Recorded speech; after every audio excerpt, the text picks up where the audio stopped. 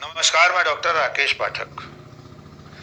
गौरक्षा के नाम पर देश में किस कदर गुंडागर्दी और आतंक बरपाया जा रहा है, इसकी दो वारदातें आपने पिछले दिनों देखी हैं। पहली वारदात हरियाणा में हुई, जिसमें गौरक्षक नाम के गुंडे एक कबाड़ खाना बटोरने वाले गरीब मुसलमान को पीट पीट कर मार डालते हैं।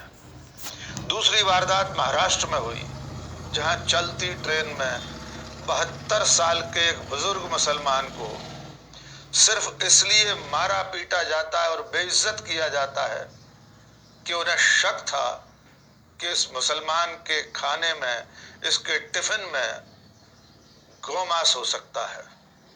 इन दोनों वारदात के बाद देश भर में इस बात को लेकर चिंता जाहिर की जा रही है कि गौरक्षा के नाम पर इस तरह की गुंडागर्दी करने वालों पर कानून शिकंजा क्यों नहीं कस पा रहा है। लेकिन इससे भी बड़ी बात यह है कि जो लोग गाय के नाम पर इंसानी जिंदगी के दुश्मन बन गए हैं, उनके वैचारिक पुरखे विनायक दामोदर सावरकर गाय को मार कर खा जाने के हिमायती थे। जी हां, आप बिल्कुल ठीक सुन रहे हैं। विनायक दामोदर सावरकर ने एक निबंध लिखकर ये कहा था कि गाय एक मूर्ख पशु है, जरूरत पड़ने पर उसे मार कर खाया जा सकता है। आइए आपको सिलसिलेवार पूरा विवरण बताते हैं और उसके बाद वर्तमान समय में चल रही घटनाओं और इस वक्त जो लोग सत्ता में बैठे हैं, वे और उनके समर्थक गाय को लेकर क्या विचार रखते हैं, उसके बारे में भी बताएंगे। सबसे पहले बात करते हैं सावरकर की। आप सब जानते हैं कि राष्ट्रीय स्वयंसेवक संघ, भारतीय जनता पार्टी, हिंदू महासभा, विश्व हिंदू परिषद, बजरंग दल, गौरक्षा वाले जितने संगठन हैं, ये सारे लोग सावरकर को अपना महापुरुष मानते हैं। उन्हीं सावरकर ने 1930 में जो कुछ लिखा था वो आपको जानना चाहिए। दरअसल 1930 में महाराष्ट्र में और पूरे देश में इसी तरह की बहस चल रही थी कि गाय की रक्षा होना चाहिए, गाय का पूजन होना चाहिए और सच्चा हिंदू कौन है, इसको लेकर एक प्रश्नोत्तरी चल रही थी। प्रश्नोत्तरी चल रही थी, भाला नाम का एक मराठी जर्नल था। उसमें इस पत्रिका में पूछा गया था कि वास्तविक हिंदू कौन है। उत्तर में लिखा गया कि वास्तविक हिंदू वो है जो गाय की पूजा करता है। विनायक दामोदर सावरकर ने इस प्रश्नोत्तरी के आधार पर एक निबंध लिखा।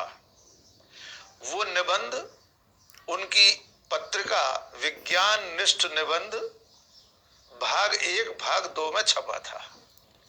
बात 1930 की हो रही है, याद रखिएगा।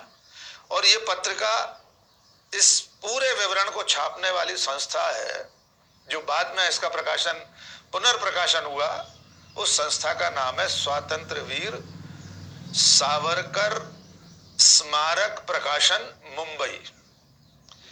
सावरकर ने जो लेख लिखा था विज्ञान निष्ठ निबंध पत्रिका में, उस लेख का शीर्षक था गौ पालन हवे, गौ पूजन नव्हे।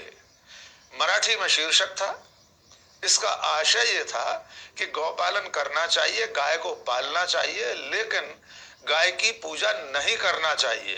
गाय पूजा करने योग्य नहीं है। अब आपको और विस्तार से बताते हैं कि सावरकर क्या लिखते हैं। सावरकर किताब के अध्याय 1.5 में लिखते हैं और उसमें वे गाय की उपयोगिता रेखांकित करते हैं। उन्होंने लिखा, गाय की देखभाल करें, उपयोगी पशु है, लेकिन पूजा न करें। सावरकर साफ कह रहे हैं कि गाय को पालना चाहिए, वो एक उपयोगी पशु है, लेकिन उसकी पूजा करना नहीं चाहिए। आगे लिखते हैं, जब आप गाय की पूजा करते हैं तो मनुष्य जाति का स्तर नीचा करते हैं। ईश्वर सर्वोच्च है, फिर मनुष्य का स्थान है, उसके बाद पशु जगत है। वे सीधे सीधे गाय को पशु जगत की एक सामान्य पशु मानकर ही यहां उसकी व्याख्या कर रहे हैं। फिर वे लिखते हैं अपने निबंध में, गाय तो ऐसा पशु है जिसके पास मूर्ख से मूर्ख मनुष्य के बराबर भी बुद्धि नहीं है। गाय को देवी मानना मनुष्य का अपमान है। आगे सावरकर जो लिखते हैं वो सबसे ज्यादा चौंकाने वाला तथ्य है।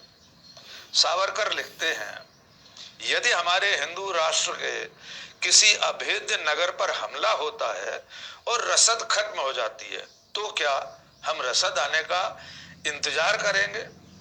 आगे उन्होंने लिखा, तब राष्ट्र के प्रति समर्पण सेना की कमान संभाल रहे नेता के लिए यह कर्तव्य निर्धारित करता है कि वह गौवध का आदेश दे और गौवंश को खाने की जगह इस्तेमाल करे। एक बार फिर से सुन लीजिए। सावरकर कह रहे हैं कि अगर हिंदू राष्ट्र के किसी अभेद्य नगर में यानी किसी राज्य में किसी किले में हमला होता है, उस किले के ऊपर नगर के ऊपर घेरा डाला हुआ है, घेरा हो चुका है और नगर में किले में रसद सामग्री खत्म हो रही है, यानी सेना के पास खान पान के लिए कुछ नहीं बच रहा, तब ऐसे में क्या करना चाहिए? स्पष्ट रूप से सावरकर लिखते हैं, तब राष्ट्र के प्रति समर्पण सेना की कमान संभाल रहे नेता के लिए कर्तव्य निर्धारित करता है। यानी सेना की कमान जो संभाल रहा है वो राष्ट्र के प्रति अगर समर्पित है तो उसका ये कर्तव्य है कि वो गौवध का आदेश दे और गौमांस को खाने की जगह इस्तेमाल करे। फिर वे लिखते हैं, यदि हम गाय की ऐसे ही पूजा करते रहे तो हमारे सैनिकों के सामने यही विकल्प होगा कि वे भूखे मर जाएं और नगर पर दूसरों का कब्जा हो जाए। सावरकर ने यह भी लिखा, कुछ गायों, ब्राह्मणों, मंदिरों को बचाने जैसी मूर्खता के कारण देश का बलिदान हो गया। हर एक मुसलमान आक्रमणकारी को युद्ध जीतने दिया गया, हर एक मुसलमान आक्रमणकारी को युद्ध जीतने दिया गया क्योंकि हिंदू गाय और मंदिर बचाना चाहते थे। इस तरह पूरा देश हाथ से निकल गया। यानी विनायक दामोदर सावरकर जो इस वक्त की इस बड़ी राजनीतिक विचारधारा के पुरखे हैं, उनके आदर्श हैं, वे बाकायदा निबंध लिखकर कह रहे हैं कि गाय को जब जरूरत पड़े तो मार कर खा जाना चाहिए।